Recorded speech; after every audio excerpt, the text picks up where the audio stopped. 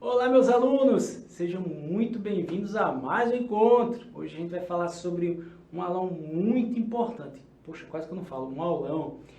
Você, professor, já tivemos uma revisão, já tivemos diversas coisas aqui. E agora você vai fazer um aulão? Um aulão. A gente vai discutir algumas questões, vou tocar alguns pontos que são bastante relevantes, bastante importantes para vocês. E é importante, mais uma vez aqui, frisar o seguinte: esse conteúdo ele vai se conversar. Por qual motivo? A gente está tratando de assuntos que são muito recorrentes dentro da segurança do trabalho. Lembra-se que sempre a gente está tratando de contingência, sempre a gente está tratando de planos de evacuação, planos principalmente que precisam ser dimensionados, que estão associados a riscos específicos. Hoje esse aulão vai tratar de uma coisa muito especial, que é a higiene ocupacional. E particularmente é uma das áreas que eu mais gosto dentro da segurança do trabalho. E lógico, boa parte das pessoas gostam dessa área por conta da parte prática, mas essencialmente a parte teórica é um pouco mais relevante do que a própria parte prática. Eu vou explicar para vocês o porquê de tudo isso. Vamos começar nossa aula hoje. Aula não, né? A gente tem uma aula especial, né? Um aulão. Vamos falar sobre ela aqui hoje.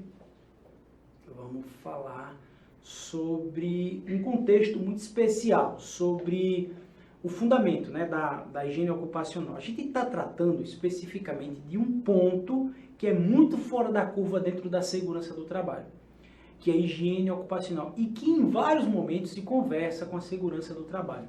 Professor, quem é o cara que trabalha com higiene ocupacional? É o conhecido higienista. Existem até especializações na área que alguns técnicos de segurança fazem. Só que aí, professor, o senhor recomenda isso? É legal, é importante? Vale a pena fazer isso? Vou contar os meus causos e as minhas experiências a respeito disso. Então, vamos começar pela definição e ao longo do percurso a gente vai conversando. A higiene ocupacional, ela especificamente, como eu falei, ele é um ponto dentro da segurança do trabalho que trata do planejamento, da construção de elementos que vão fazer com que a gente tenha redução de riscos, prevenindo doenças e assim por diante. Na verdade, para ser muito mais preciso, a gente vai tratar de antecipação, reconhecimento, avaliação e controle, quando se tratar de higiene ocupacional. Como eu já falei para vocês, existem locais onde se especializam, onde as pessoas conseguem fazer pequenos cursos sobre isso, mas é importante deixar muito bem claro para vocês uma coisa: não é obrigatório você ter esse conhecimento. Não é obrigatório você saber usar um aparelho, ou um decibelímetro, ou um luxímetro. Não é obrigatório. Por quê, professor? Porque esses equipamentos fazem parte da área metrológica, ou seja, da que quantifica da higiene ocupacional. O resto são medidas, são planejamentos, são ações. Quando se trata especificamente de norma, a gente tem a NHO, que a Fiocruz desenvolveu, junto com uma gama de profissionais, que são normas específicas para você fazer, mensurar, né, a exposição aos riscos os mais diversos. Hoje, tem aplicativos no celular que você pode utilizar, que você pode medir o ruído, tem aplicativos que você consegue ver, inclusive, luxímetro. Enfim, tem umas coisas assim. Aí vocês falam, mas esses têm validade, professor, em laudo? Não, não tem. Aí você diz assim, mas professor, a minha escola, ela não tem esse equipamento. Para manter um equipamento desse para a educação, eu até tenho eles, e muitas vezes em aula eu até trago eles para mostrar para vocês aqui e tal, fazer práticas e tudo mais. É muito mais a ilustração do que a prática em si, o aprendizado. Porque cada equipamento tem uma particularidade. Você tem várias marcas aí no mercado, cada uma tem um ponto aí, alguma coisa que precisa ser alinhada, ajustada. E além disso, manter um equipamento como esse, para a instituição, seja para a escola, seja para a empresa, é muito oneroso. Porque se ele não tiver devidamente aferido, o que vai acontecer? Não tem validade aquela análise que foi feita. Muitas empresas hoje acabam optando por terceirizar esse serviço. Eu, particularmente, adoro.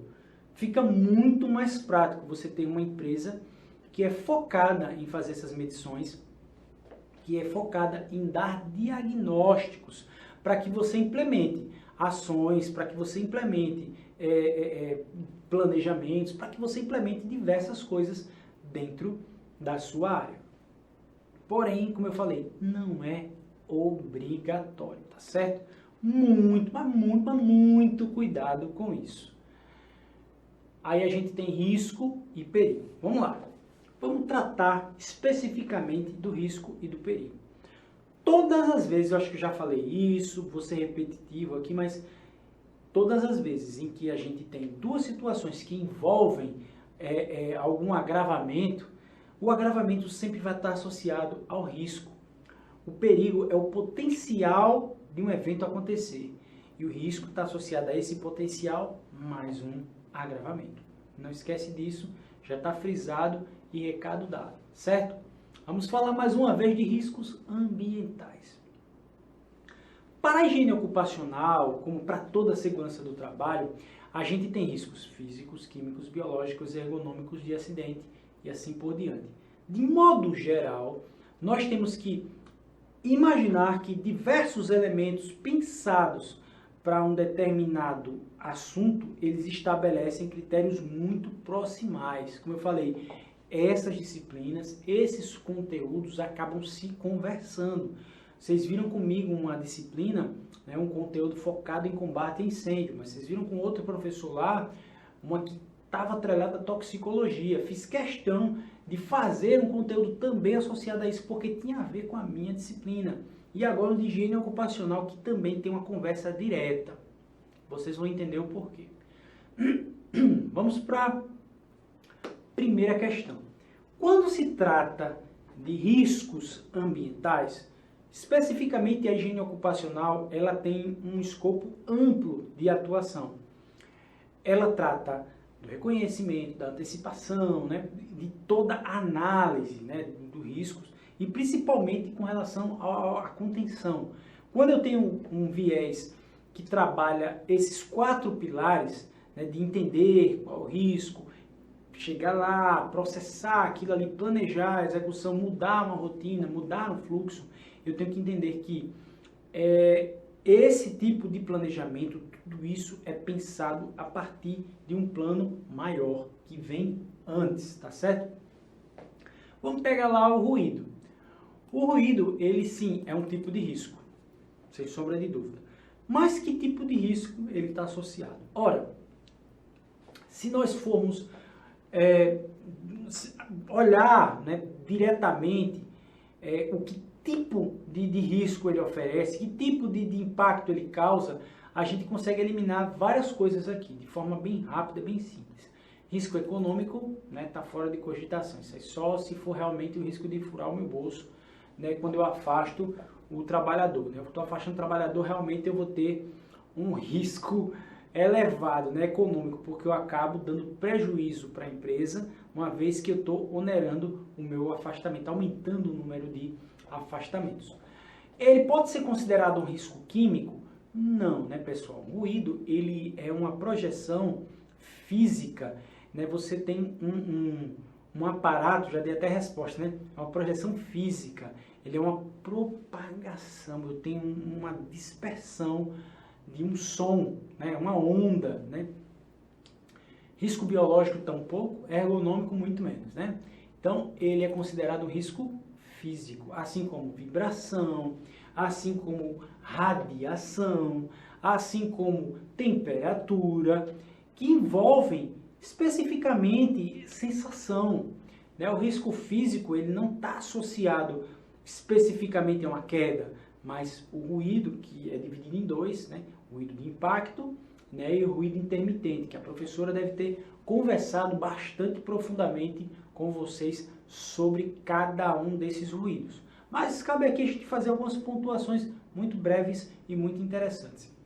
Primeiro, o ruído, ele tem um problema, né? A lesão no nervo auditivo, ela causa um transtorno que ele é progressivo. Ou seja, se você algum dia já correu atrás do trio lá da Ivete, do Chiclete com Banana, e provavelmente ao chegar em casa o Belmarx ainda estava no seu ouvido cantando lá chiclete, quero chiclete, quero chiclete. Você estava aqui ainda dentro do seu ouvido, quando você já estava em casa, no silêncio do seu quarto, após tomar o seu banho, comida, alguma coisa, e está ali querendo descansar e o Belmarx ainda está ali, provavelmente você teve uma perda auditiva severa.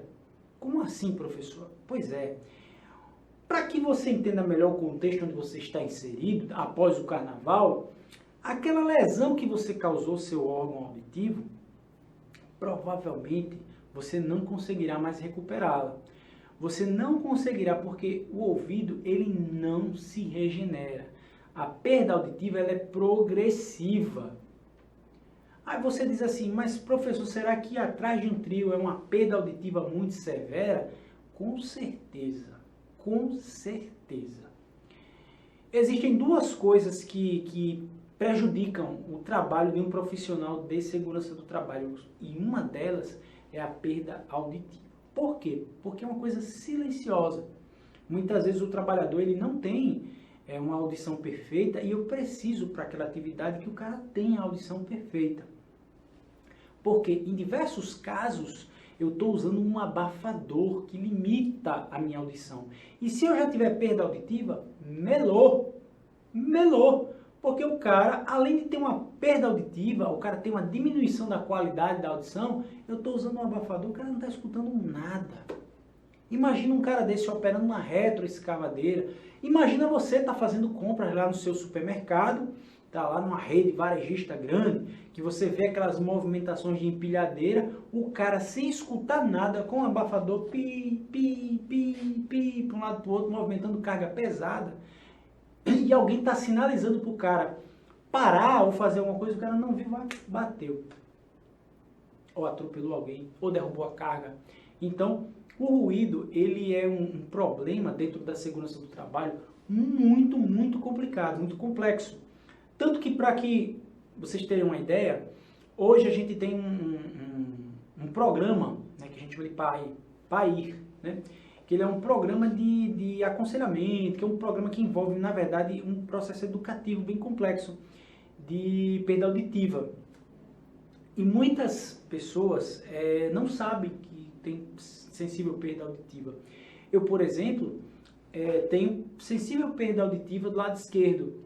Só que, fisiologicamente, né, o nosso corpo ele compensa algumas coisas. Então, um exemplo disso é que existe uma glândulazinha, né, na cabeça da gente que chama pineal, que no momento em que a gente começa a perder a audição de um lado, ele começa a compensar do outro. Ou seja, não é que você vai começar a escutar mais de um lado do que do outro, não. É que com o tempo a redução também vai acompanhar a mesma perda auditiva do lado esquerdo. E a gente chama isso de perda auditiva bilateral, certo? Isso é com o passar do tempo. Então, é progressivo, você acaba igualando, nivelando. Professor, como foi que o senhor perdeu essa audição? Na época em que o professor foi servir o exército, né, um ilustre comandante lá, deu um disparo com aquele rifle, a FAL, né, do meu lado, que usou meu ombro de escora aqui, deu um disparo com a FAL. Resultado disso, o ouvido esquerdo, ele estourou, né? Depois disso, nada mais, foi a mesma coisa. E aquele fuzil de alcance longo, né, FAL, lembrou uma época bem distante, né, bem longe. Aí vamos para uma segunda questão. É a sensação sonora desagradável, não desejada, podendo ser intermitente ou contínua. Opa, já dei a deixa, né? Pode ser mensurado através do dosímetro. O dosímetro nada mais é do que um equipamento, vou mostrar aqui para vocês o que é, que mede o que o nome já diz, a dose, seja de ruído, seja de calor, seja de luz, ele mede a dose. Quando se trata de segurança do trabalho e especificamente a higiene ocupacional, todas as vezes em que nós estamos tratando de exposição, nós estamos falando de dose. Então temos uma dose de ruído. Então, professor, imagina uma pessoa que trabalha no escritório. Você diz para mim assim o seguinte: ruído é uma coisa assim, não é muito relevante, professor, porque o ruído é bem complicado, né, de você dizer, diagnosticar. Não é tão complicado assim. Vou dar um exemplo onde eu trabalho. Onde eu trabalho, nós tivemos um problema, na verdade, que era a relação de insalubridade de alguns servidores. Especificamente, a exposição a um ambiente ruidoso abriu um precedente para que o cidadão entrasse com pedido de insalubridade. Como assim, professor? No local existem 4 impressoras matriciais. Vocês sabem o que é uma impressora matricial? É aquela impressora que tem um papel contínuo e que ela faz um barulho gigantesco para imprimir. A impressão, ela é muito, o barulho dela é muito alto. Mais especificamente, esse barulho, ele não é o grande vilão. Ele é um dos vilões, mas não é o grande vilão, né? Não é o Thanos do negócio. O vilão maior é um ruído infrassonoro que o cabeçote de impressão ele emite. Talvez a gente nem perceba, mas um animal ele consegue perceber se o ruído incomoda demais o animal. Só que ele causa lesão em conjunto com a impressão pra gente. E é ruído e é lesão permanente, certo? A gente está falando de dosímetro, a gente está falando aqui de ruído, tá certo? Sensação sonora desagradável, não desejada, podendo ser intermitente ou contínua. Mas é o quê? Ruído. Não tem muito segredo para isso, né? Essa aqui é bacana. Essa aqui, provavelmente a professora deve ter comentado algumas coisas com vocês. Na legislação, ela aponta entre 80 e 85, na verdade. Vamos lá. Vamos por partes. Quando se trata de dose, de dosimetria de ruído, nós temos alguns aspectos importantes. Um deles, especificamente, é a quantidade de tempo que você desprende dentro daquele ambiente problemático. Eu vou contextualizar isso aqui, mas eu vou mostrar primeiro uma imagem. Deixa eu ver aqui para vocês. Aqui, ó. Deixa eu fechar isso aqui e mostrar uma imagem bacana aqui para vocês. Esse aqui, pronto. Antes da gente seguir com essa questão. Esse é o tal do dosímetro. É um dos dosímetros, na verdade. Isso aqui é um aparelho que é colocado aqui do lado. Vejam que ele tem um microfonezinho aqui, ó. E ele consegue da Sonoff, né? Tem vários, né? Mas esse especial, por que ele está aqui, professor? Na verdade, é porque é o local mais próximo para você fazer a aferição. Eu tenho diversos equipamentos que podem fazer essa análise aí para mim. Eu tenho equipamentos que são colocados em loco e tenho equipamentos que são colocados no ambiente. São feitas avaliações do ponto de vista do ambiente, né, que o quanto de ruído tem aquele ambiente e o quanto você está recebendo, o quanto está chegando perto do seu ouvido. Sabemos que, logicamente, existem estudos clínicos para que a gente faça essa dosimetria aí para ruído. Mas eu sou do ponto de vista de que existem coisas além. Vocês já viram alguns casos dois casos bastante interessantes. Um em que o cara pega um controle remoto, coloca aqui debaixo do queixo e consegue projetar a abertura do veículo mais distante. Já viram isso? Existe uma coisa como essa. Existe também agora alguns fones de ouvido que eles não ficam dentro do ducto auditivo. Ele fica fora, externo. Ele conecta-se a essa região óssea, né? Essa parte aqui, ó, lateral, né? A mandíbula. Ele conecta-se aqui ou então essa área aqui, né? Na parte de trás da orelha. Inclusive, tem pessoas que têm dificuldade auditiva e fazem uma cirurgia de implante coclear, né, que fica aqui nessa região. É até engraçadinho, o cara coloca aqui, ó, e fica aderido aqui. Isso a gente chama de transmissão óssea, de ruído.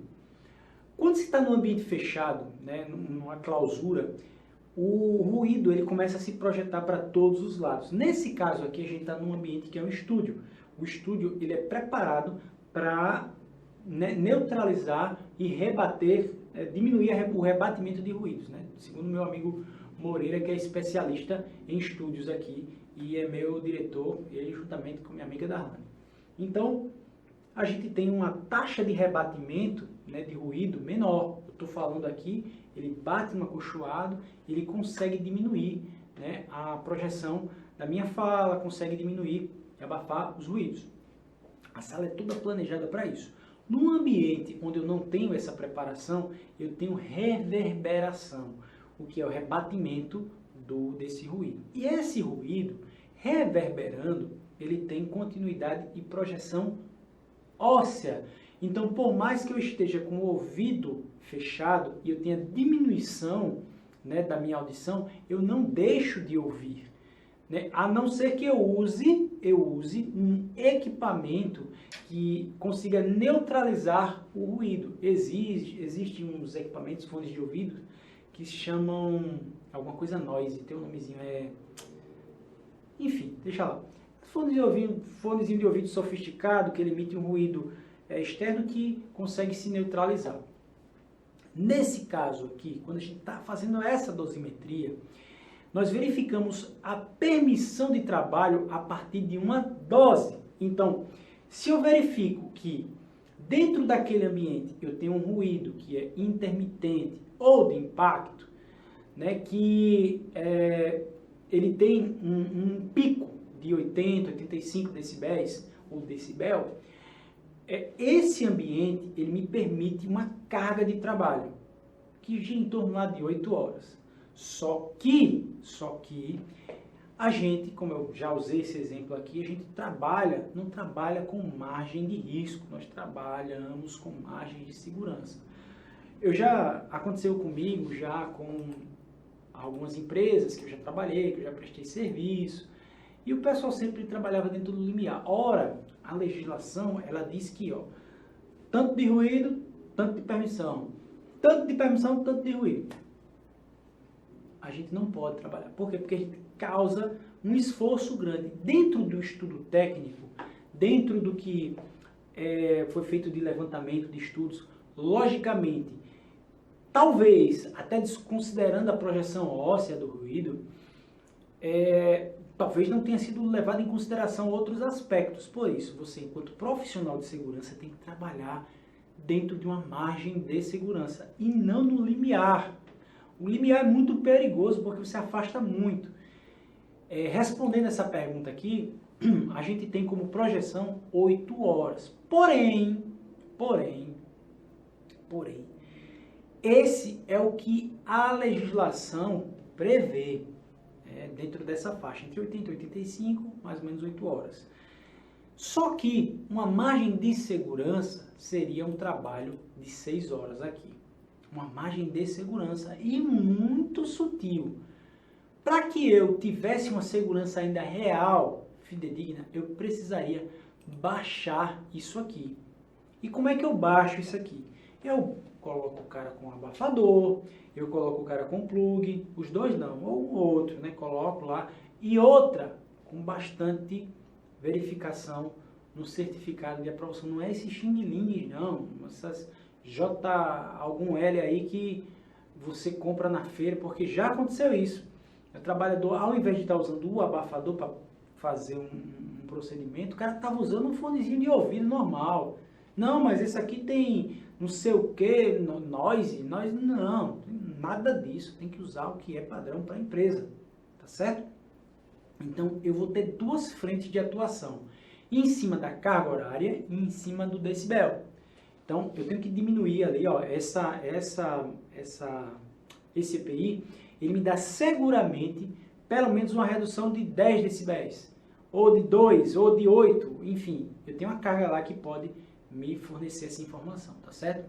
E isso levando em consideração, se for um abafador, que o trabalhador não esteja com barba, nem tenha o cabelo muito cheio, porque se eu tiver qualquer uma dessas duas situações, o que pode acontecer? O efeito de abafar vai ser prejudicado, eu vou ter aberturas, né, onde eu consigo vazar o áudio, tá certo? Vamos lá. Entendidos o que seria dosimetria? Entendidos. E agora vamos complicar um pouquinho mais.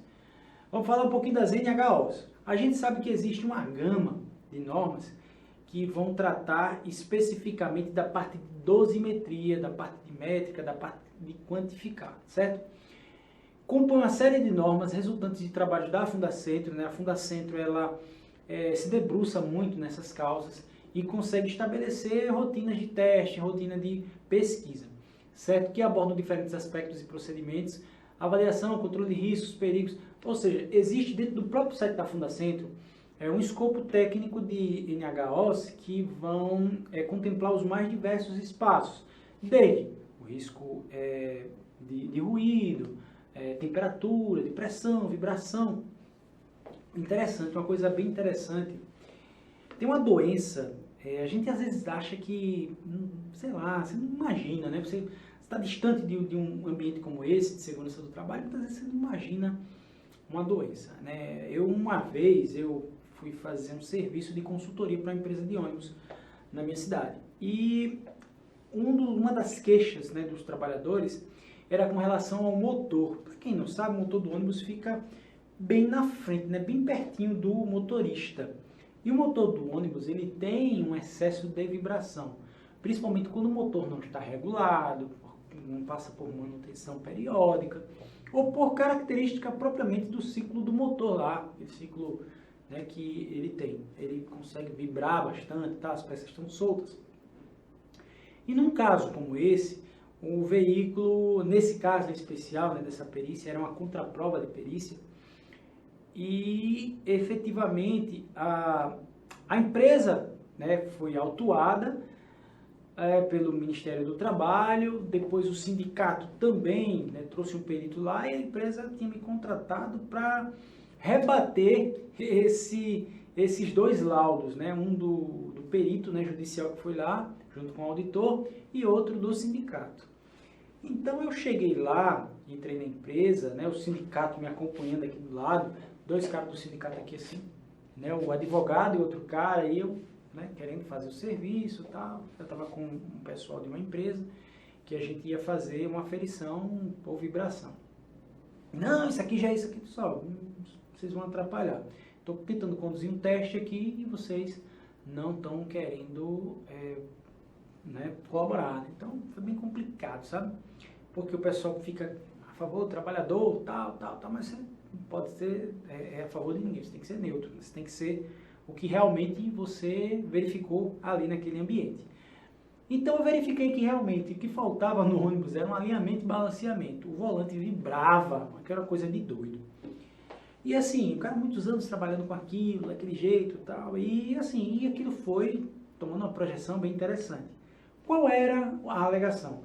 O cara estava com um problema na mão bem interessante. E esse problema é conhecido como mão branca. O que é uma mão branca? Puxa, uma coisa que está muito fora da minha realidade, né? Mão branca, o que seria? A mão branca, ela é uma doença causada por vibração. Como assim, professor? O excesso do trabalho ali naquele ambiente em que o cara está vibrando, né? O ônibus lá, aquilo causa um problema. Quando você está com num ambiente normal, imagina que se você levantar o seu braço, todo o sangue que está aqui na extremidade, na ponta dos seus dedos, que circula ali, ele começa a descer. A sua mão vai perdendo a cor, ela vai ficando um pouco amarelada, um pouco branca, né? Todo o sangue ele desce. No processo de vibração acontece isso, e é um dano permanente. A mão, ela fica realmente, os dedos deixam de ser irrigados parcialmente. Em algumas áreas você ainda tem a circulação sanguínea, mas em outras se perde quase que por completo a circulação. Isso a grosso modo, tá certo, pessoal? Estou falando aqui tecnicamente, estou falando uma coisa bem a grosso modo. E a mão do cara literalmente vai ficando esbranquiçada. E esse é um dano causado pela vibração.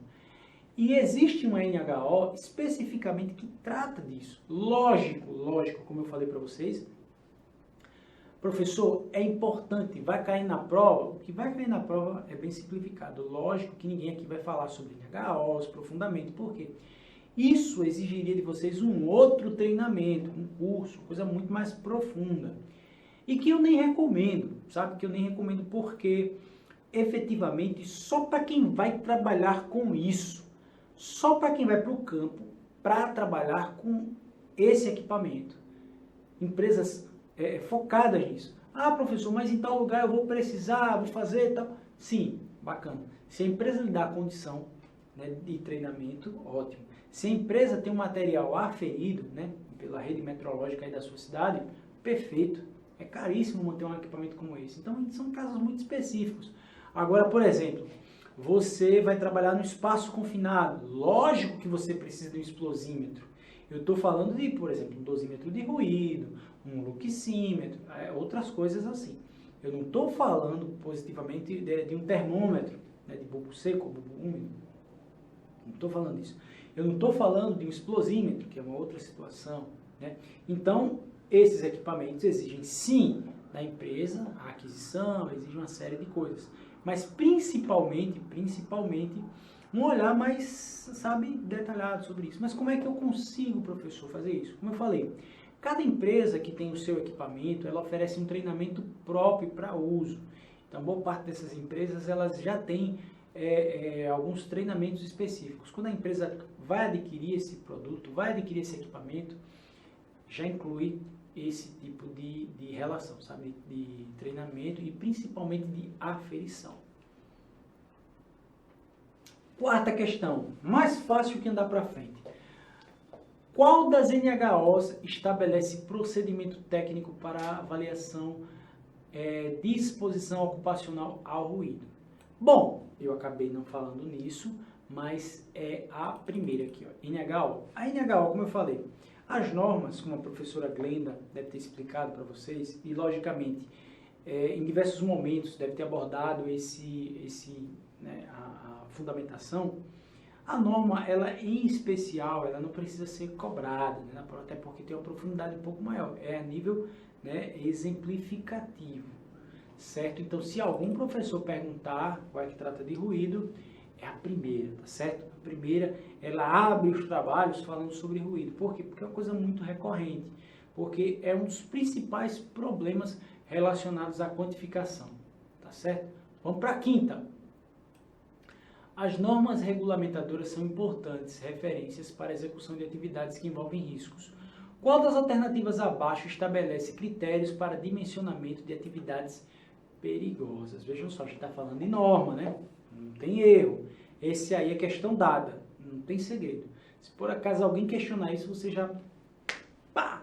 Nós estamos falando aqui de quê? Ó?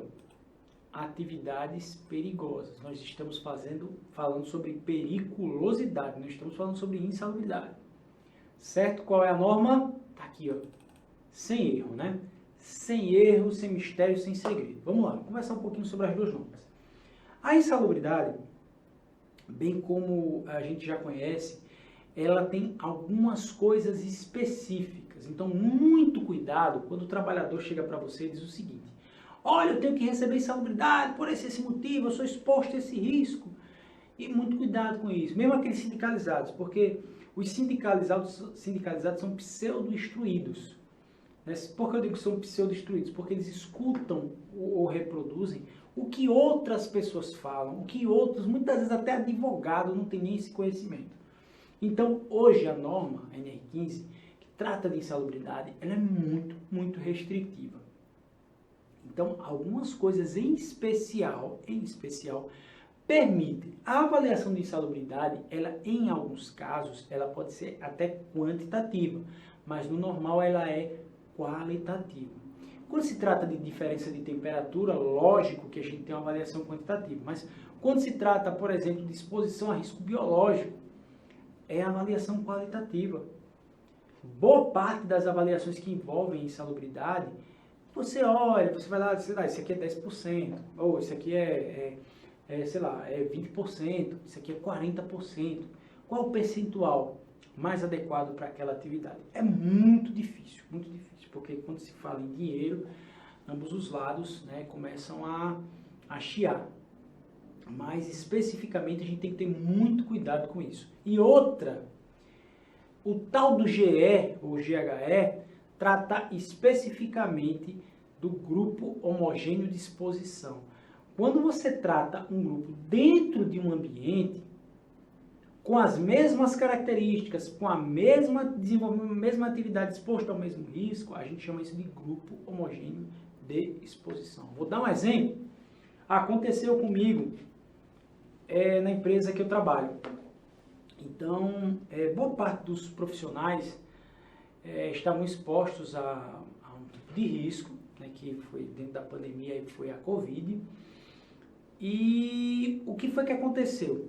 Né, em especial, algumas pessoas entraram com pedido de insalubridade e por algum decreto governamental, o governo instituiu que todas as pessoas que trabalhavam com coleta de material, eles estavam automaticamente habilitados a receber o grau máximo de insalubridade, certo? Durante a pandemia. O que foi que aconteceu? Quando a gente faz, como é um serviço diferente, é um serviço diferenciado, quando a gente faz análise, nós verificamos que todos os trabalhadores que trabalham naquele setor, eles têm um grau de exposição caracterizado. Todos eles. Só que quando a gente mandava para avaliação, uns deferiam, outros não deferiam, e assim por diante. Quando você trata aquilo ali como um grupo homogêneo de exposição, como um grupo de profissionais que trabalham em coleta de material e que fazem a coleta do paciente que está com suspeita de Covid, então esse é um grupo homogêneo. E quando a gente se faz entender dessa forma, dessa maneira, você consegue sim um resultado positivo. No caso da periculosidade, você tem atividades que são devidamente caracterizadas e muito bem contextualizadas, que é explosivos, inflamáveis, elétrica, então tem todo um contexto. É bem mais fácil de você desenvolver ou entender esse contexto. Então, a higiene do trabalho, como vocês podem ver, ela envolve uma série de características e envolve uma gama gigantesca de áreas. Lembrando que essa areazinha aqui, ó, psicologia, ela vai tomar uma proporção daqui a algum tempo. Vocês vão ver que o afastamento de profissionais das mais diversas áreas, ou até o confinamento, né, de profissionais, essa história do fica em casa, não sei o quê, isso causou danos ao trabalhador dos mais diversos. Isolamento, aquela coisa. Então, isso só agravou os problemas relacionados ao psique. Então, se por um lado eu tinha profissionais que estavam tendo que trabalhar, que estavam expostos a riscos diversos, todo um contexto, por outro lado eu tinha profissionais que estavam em casa, que eventualmente tinham uma vida, tinham uma rotina e foi quebrada a rotina. Todas as situações, elas contemplaram riscos psicológicos bastante interessantes, bastante importantes. Isso fez com que o olhar da higiene ocupacional, de repente ela mude a vertente daqui a algum tempo, tá certo? A instrumentação permite quantificar os agentes ambientais, avaliando riscos físicos, químicos, biológicos e, enfim, os quantitativos, né? Lembra que é sempre isso. Como é chamado o equipamento que mede ruídos? Aí a gente tem talvez uma coisa que a gente pudesse assim se equivocar, se a gente fosse por eliminação. Decálculo não seria, né? Etilômetro muito menos. Luxímetro eu até falei sobre ele aqui agora, e para quem não sabe, para quem não conhece, ele é um aparelhozinho que você consegue medir a intensidade de iluminação que você está recebendo para aquele ambiente. Por exemplo, aqui eu estou no estúdio, vocês estão vendo, eu todo iluminado aqui, tem duas fontes de iluminação aqui bem na minha frente e mais duas aqui atrás. É uma luz branca, uma luz fria, né, que ela tem características específicas e ela serve justamente para esse tipo de atividade. A luz branca, ela normalmente dá um foco muito maior para a atividade que você está desenvolvendo. Não é recomendado esse tipo de luz, para vocês terem uma ideia, num quarto, por exemplo, né, principalmente num quarto onde você vai precisar dormir. A ideia é uma luz mais amarelada, né? Mais, né?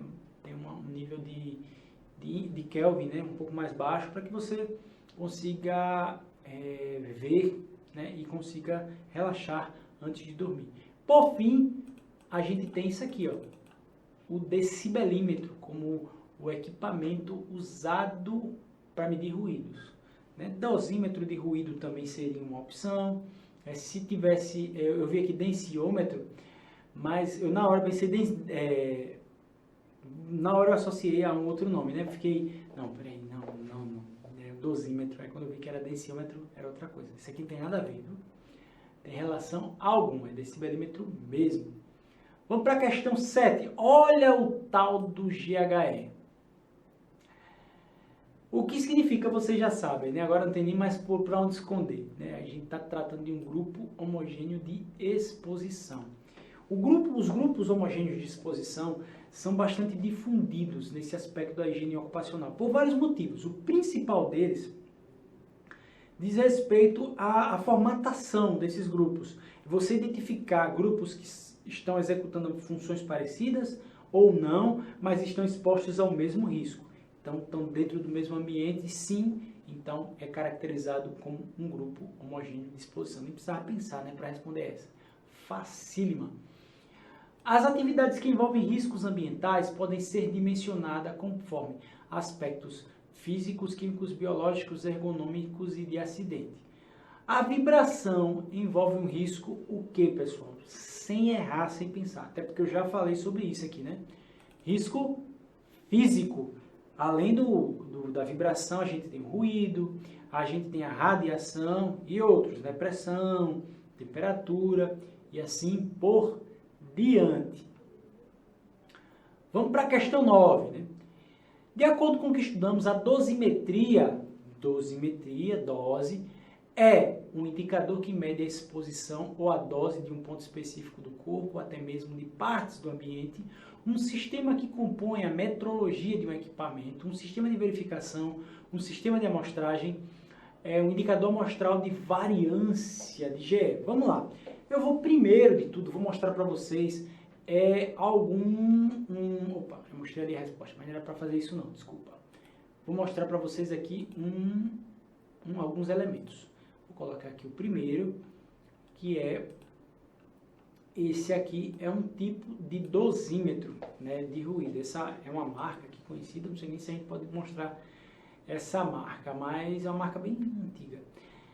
Como é que ele funciona especificamente, em especial, o que é que ele tem de diferente? Né? Esse dosímetro, ele tem uma parte onde você acopla na cintura e o fone de ouvido a gente prende ele numa região aqui. Veja que isso aqui é bem mais fácil de você prender do que aquele que eu mostrei na outra foto, que tem duas coisas segurando. Aquilo ali tem um peso, fica na roupa, pesado, o cara fica andando parecendo um boneco, né? Um boneco, né, pesado, mas veja só, deixa eu só minimizar esse aqui, mas eu vou colocar um outro aqui também, só para a gente fazer uma comparação. Ó, vou mostrar aqui para vocês. Ele é um cartucho, né? Ele tem, na verdade, ele tem uma característica especial. Veja, isso aqui é um aparelhinho que vai na cintura. A gente coloca ele na cintura do trabalhador e você coloca o fone aqui. Esse outro você já coloca o aparelho e o fone. É portátil. Tem gente que gosta, tem gente que não gosta, enfim. Para o trabalhador é inconveniente, né? Porque você fica com um negócio pesado aqui, porque por mais leve que pareça, ele tem sim uma característica e tem um peso em especial, né? E isso é bem complicado, às vezes e tal. Aí vamos para alguns outros elementos. Eu quero mostrar, antes da gente fechar, eu quero mostrar 2 elementos aqui importantes para vocês. Pronto, coloquei os 3 aqui para a gente conversar sobre eles. Tá aqui um, aqui o outro e por fim esse outro. Eu vou ampliando à medida que a gente for conversando. Vejam só. Esse tipo de aparato aqui, ele é similar a esses dois, é o mesmo. Esse rapaz aqui, juntamente com esse aqui que está na mão dela, ó, tá vendo isso aqui? É o que a gente chama dosímetro de radiação. O dosímetro de radiação, para quem trabalha com hospital, para quem trabalha com com radiação em especial, até a pessoa que faz solda, faz inspeção em tubulação, que também trabalha com raio-x, é bem complicado, sabe? Porque muitas vezes o trabalhador ele esconde isso aqui, coloca dentro de uma gaveta e você, na hora que você vai fazer análise, com esse equipamentozinho, ó, que ele tem dentro é isso aqui. Deixa eu diminuir esse e subir esse aqui, ó. Ele dentro, ele tem essas pecinhas aqui, ó, que você consegue fazer uma aferição da dosagem de radiação que está chegando para aquele trabalhador. É importante fiscalizar o cidadão de bem, porque normalmente o esperto eu digo, o cidadão que esconde algumas coisas da gente, esconde essas informações, bota na gaveta, aí a gente vê que o grau de exposição diminui, sabendo que o cara trabalha assim, ali, regime de plantão, trabalhando na diária, sabe que a escala de exposição, ela pode ser contínua, ela pode até ter algumas quedas, mas ela é uma linha que tem continuidade e não a queda brusca. Então, existem diversos elementos, como vocês já viram, não vou nem fazer muita firula aqui, né? Vocês já viram a resposta ali na hora que eu fui mostrar, acabei baixando. Ele é um indicador que mede a exposição ou a dose. Toda vez que a gente está falando de dosimetria e você vê alguma coisa que fala de dose, pronto, dose. Já vou dar uma olhada com mais calma em cima daquilo ali. Então não tem erro, certo? Vamos para a última questão. Opa, aí a gente tem alguma coisa aqui importante. Qual NR visa estabelecer parâmetros que permitam a adaptação das condições de trabalho, características psicofisiológicas dos trabalhadores? Vamos perder um tempinho mais com isso aqui, né? Vamos explicar um pouquinho melhor isso. Vejam só. Como eu falei para vocês, dentro do escopo geral, a gente tem 5 tipos de risco. Físico, químico, biológico, ergonômico e de acidente, certo?